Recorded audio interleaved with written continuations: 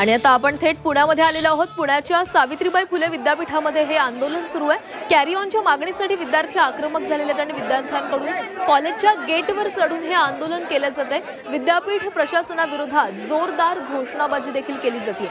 Carry ऑनच्या मुद्द्यावरून हजारो विद्यार्थी रस्त्यावर उतरलेले आहेत। मागील 8 जुलैपासून हे कॅरी ऑन संदर्भातील आंदोलन केले जात होते आणि या संदर्भातील विद्यार्थ्यांच्या मागणीला मात्र 1.5 महिना उलटूनही कुठलाही निर्णय देण्यासाठी वेळ मिळालेला नाही।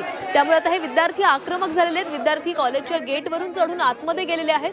पोलिसांकडून त्यांना अडवण्याचा प्रयत्न केला जातोय। काही विद्यार्थी आत गेलेले आहेत। काही विद्यार्थ्यांनी ठिय्या आंदोलनाला देखील सुरुवात केलेली आहे। विद्यार्थ्यांचं जोरदार हे घोषणाबाजी देखील या ठिकाणी सुरू आहे। कॅरी ऑन संदर्भात विद्यार्थ्यांकडून आक्रमकपणे हे आंदोलन केले जाते। वी नीड जस्टिस असे हातामध्ये फलक घेऊन हे विद्यार्थी या ठिकाणी आंदोलन करतायत। पुणे विद्यापीठाबाहेर हे आंदोलन केले जाते।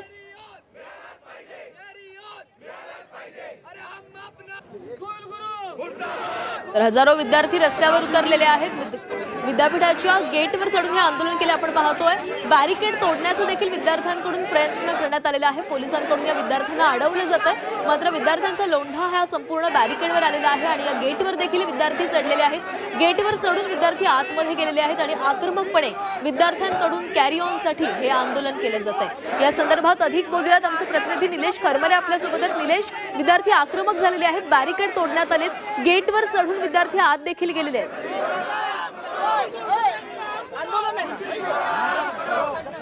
नक्कीच या ठिकाणी आपण पाहिलं तर विद्यापीठाचं जे मेन गेट आहे त्या गेटवर या ठिकाणी आता विद्यापीठाचे काही अधिकारी आहेत ते या ठिकाणी आलेले आहेत आणि त्यांचे जे मागण्या आहेत त्या या ठिकाणी ऐकत आहेत। मात्र दुसरीकडे जर बघितलं ते जे विद्यार्थी आहेत ते या ठिकाणी बसून आहेत। जोपर्यंत निर्णय होत नाही तोपर्यंत आम्ही इथून हटणार नाही अशी या ठिकाणी त्यांनी पवित्रा सुद्धा घेतलेला आहे। तर काही वेळापूर्वी या ठिकाणी त्यांनी जे बॅरिकेड आहेत ते तोडून या ठिकाणी आतमध्ये जायचा प्रयत्न केला होता। खरं तर त्यांना विद्यापीठाच्या प्रशासनाकडून कुठलंही आश्वासन किंवा चर्चेला कोण आलं नव्हतं। त्यामुळे या ठिकाणी विद्यार्थी जे आहेत ते आक्रमक झाले होते। मात्र या ठिकाणी जर आपण बघितलं तर विद्यापीठाचे जे प्रशासकीय अधिकारी आहेत ते आता या ठिकाणी विद्यार्थ्यांशी बोलतात। नेमकं काय या मुद्द्यावर तोडगा निघतो हे महत्त्वाचं असणार आहे, कारण मागील अनेक वर्षांपासून जो कॅरी ऑनचा मुद्दा आहे तो प्रलंबित आहे आणि विद्यार्थ्यांचे जे मागण्या आहेत ते अजून पूर्ण झालेले नाही। काय चर्चा? एक मिनिट सर बोलतायत, सर म्हणतायत 1 तासाचा आम्हाला टाइमलाईन द्या, आम्ही त्यामध्ये सर्क्युलर काढू।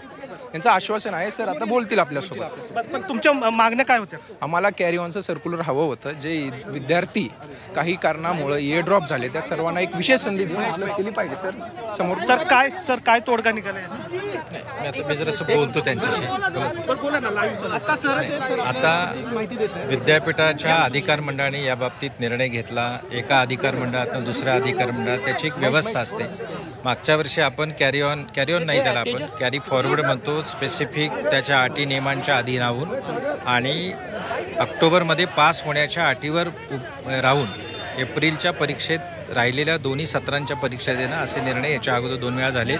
त्या धर्तीवर विद्यार्थ्यांच्या मागणीनुसार आपण यावेळी विचार केलेला आहे। एका अधिकार मंडळात याबाबतीत निर्णय झालेले आहेत।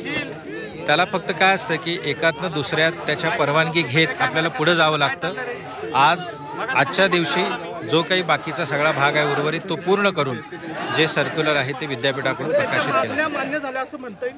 त्यांच्या मागण्या कॅरी ऑनच्या आहेत, त्या कॅरी ऑनच्या मागण्या मान्य होणार नाही। पण कॅरी फॉरवर्ड स्पेशल संधी परीक्षेत जी विद्यार्थ्यांची पण मागणी होती त्यांना विद्यार्थ्यांना सुद्धा कॅरी ऑन नको आहे, 1 वर्ष वाचलं पाहिजे अशा प्रकारची साधारणपणे आपण एक योजना जी मागच्या 2 वर्षात होती तशी करायचा प्रयत्न केलेला आहे।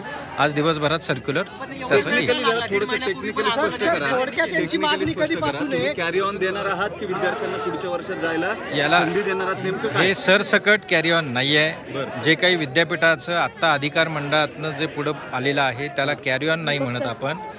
समजा एखादा विद्यार्थी पहिल्या वर्षीच्या एखाद्या विषयात किंवा 50% याच्यामध्ये जर नापास असेल आणि जर दुसऱ्या वर्षी त्याचं क्लिअर झालं, तिसऱ्या वर्षात त्याला जाता येत नाही का तर पहिल्या वर्षातला बॅकलॉग असतो क्रिटिकलमुळं, त्याला फक्त आपण एक संधी अशी देतोय की ऑक्टोबरमध्ये त्यानं पहिल्या वर्षातले फॉर एक्झाम्पल पहिल्यातनं तिसऱ्यात जायचं असेल तर पहिल्या वर्षाचे विषय जे आहेत ते पूर्ण केले पाहिजेत।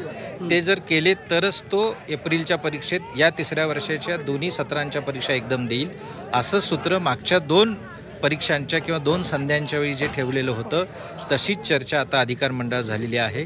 आता माननीय कुलगुरू यांच्याबरोबर आम्ही ह्या सगळ्या गोष्टींवर बसून आज दिवसभरात ते परिपत्रक निघण्याची व्यवस्था आपण करतो.